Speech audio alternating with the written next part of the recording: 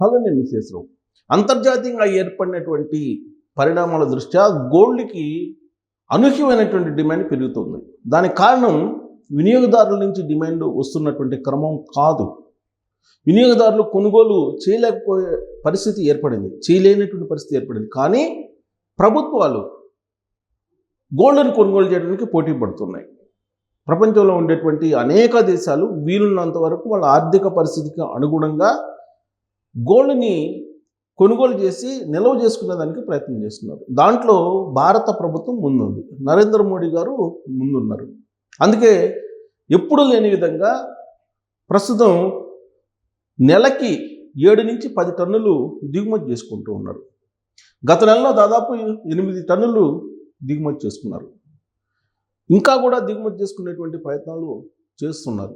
దీంతోపాటు సమాంతరంగా దేశీయంగా ఉన్నటువంటి బంగారపు గనుల మీద అన్వేషణ జరుగుతోంది. అనేక రాష్ట్రాల్లో బంగారపు గనులు ఉన్నాయి అనేటువంటి ఒక అభిప్రాయానికి వస్తుంది కేంద్ర ప్రభుత్వం. కేంద్ర ప్రభుత్వమే ఆయా రాష్ట్రాల్లో ఉండేటువంటి బంగారపు గనుల నిక్షేపాల ఆచూకీని తెలుసుకోవాలంటూ జియాలజీ డిపార్ట్మెంట్కి అప్పచెప్పారు. వాళ్ళు భూగర్భ సర్వేలు చేస్తూ ఉన్నారు. ఆ క్రమంలో ఆంధ్రప్రదేశ్లో పెద్ద ఎత్తున గోల్డ్ మైన్స్ ఉన్నాయి అనేటువంటి విషయాన్ని కూడా ఈ మధ్య కాలంలో కనుగొన్నారు. ఆ మేరకు కేంద్ర ప్రభుత్వానికి నివేదిక ఇచ్చారు. కేంద్ర ప్రభుత్వం ఇమీడియట్గా యాక్షన్లోకి దిగింది. చిత్తూరు, కర్నూలు, అనంతపురం బోర్డర్, కర్నూలు అనంతపురం బోర్డర్లో అనంతపురం, చిత్తూరు ఈ 2 జిల్లాల్లో అపారమైనటువంటి బంగారపు ఖనిజ నిక్షేపాలు ఉన్నాయి అనేటువంటి విషయాన్ని కనుగొన్నారు. ఇదంతా ఒక ఎత్తు అయితే, వివిధ దేశాల్లో ఉన్నటువంటి బంగారపు గనుల నుంచి తక్కువ రేటుకి ఎక్కడ బంగారం కొనుగోలు చేయొచ్చు అనే దాని మీద నరేంద్ర మోడీ గారు అన్వేషణ చేస్తూ ఉన్నారు. ఆ క్రమంలో ఇప్పుడు బెలూచిస్తాన్లో బంగారపు నిక్షేపాలు ఉన్నాయి అనేటువంటి విషయం బయటపడింది తాజాగా. అక్కడ ఉండేటువంటి రాజకీయ పరిస్థితులు ప్రస్తుతం భారతదేశానికి అనుకూలంగా ఉన్నాయి. భారత ప్రధానమంత్రి నరేంద్ర మోడీ గారు అని అంటే బెలూచిస్తాన్ ప్రజలకు అభిమానం. ప్రధానమంత్రి నరేంద్ర మోడీ గారు ఆ మధ్యకాలంలో అక్కడికి వెళ్ళినప్పుడు బెలూచిస్తాన్ ప్రజలు నీరాజనాలు పట్టారు. అంతేకాదు ఇటీవల కాలంలో పాకిస్తాన్ పార్లమెంట్లో కూడా నరేంద్ర మోడీ గారి యొక్క నాయకత్వాన్ని ప్రశంసిస్తూ విపక్షాలు మాట్లాడినటువంటి సందర్భం అంతర్జాతీయంగా అందరికీ వెళ్ళింది సమాచారం కూడా. మరి బంగ్లాదేశ్ ఇంకొక వైపు ఇండియా మీద ఆధారపడింది. నరేంద్ర మోడీ గారు తీసుకున్నటువంటి డెసిషన్ మీదనే రాబోయేటువంటి రోజుల్లో బంగ్లాదేశ్ యొక్క భవిష్యత్తు ఏంటి అనే దాని మీద చర్చ జరుగుతుంది. అలాగే ఇప్పుడు బెలూచిస్తాన్ అనేది భారతదేశంలో అంతర్భాగం కావడానికి ఇప్పుడు రెడీగా ఉంది. అక్కడ ఉన్నటువంటి బెలూచిస్తాన్లో ఉండేటువంటి వాళ్ళు కూడా అనుకూలంగా ఉన్నారు. బెలూచిస్తాన్ ప్రజలు భారతదేశంలో అంతర్భాగం కావాలని చెప్పి వాళ్ళు కోరుతున్నారు, డిమాండ్ చేస్తున్నారు.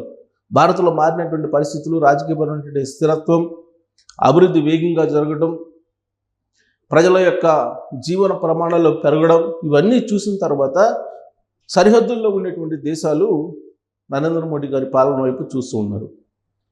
ఇక POK ఇష్యూ ఆల్రెడీ మనకు తెలిసిందే. పాక్ ఆక్రమిత కాశ్మీర్ విషయంలో భారత ప్రభుత్వం ఏం చేయబోతుంది అనే దాని మీద విస్తృతంగా చర్చ జరుగుతుంది.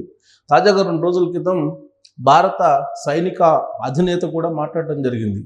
POK భారత్లో అంతర్భాగమే, POK త్వరలోనే భారత్లో అంతర్భాగం కాబోతుంది అనేటువంటి సంకేతాలు కూడా ఇవ్వడం జరిగింది. అట్ ద సేమ్ టైం ఆయన ఒక సంకేతం కూడా ఇచ్చారు.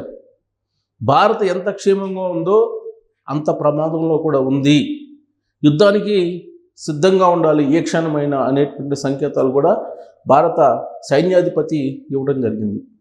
అలాంటి పిలుపు ఇవ్వడం వెనుక పాక్ ఆక్రమిత కాశ్మీర్ విషయంలో నరేంద్ర మోడీ గారు త్వరలోనే ఒక కీలకమైన సంచలనమైన నిర్ణయం తీసుకోబోతున్నారు అనేటువంటి ఒక సమాచారం అయితే స్ప్రెడ్ అవుతుంది. అంతర్జాతీయంగా కూడా స్ప్రెడ్ అవుతుంది.